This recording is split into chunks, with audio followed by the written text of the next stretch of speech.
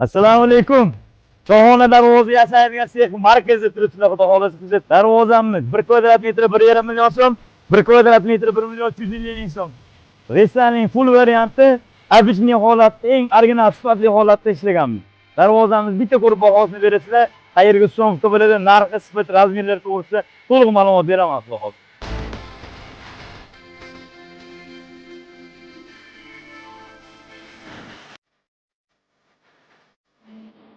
1 kvadrat metri 1,5 million so'm, 1 kvadrat metri 1 million 250 ming so'm. Materiallar bir xil, ishlagan detallari rangsiz olib. Bu darvozamiz Qo'rg'ontepa, Dardoq Qo'chqorovka bo'ladi. Bu darvozamiz opyan o'zlariga bu yoqda bulisini singillarga zakaz berganlar. Darvozamiz razmeri eniga 2,5, balandligi 2 razmerda. Yonida narishilari, rim ustunlarini eslatib o'radigan holatda restoran oynasi ishlaganmiz. 3 sent yoniga tepasiga 50 sm. Tepasida samara gullari bilan. Bu yoqda bu darvozamiz ham yonida 3 sent nalishka, tepasi 40 sm narishli girza hisoblanadi. Bu darvozamiz razmeri eniga 3,5, balandligi 3,70 razmerda, bez narishli holatda. Narishlarga 30 sentdan 40 sentdan qo'shilgan.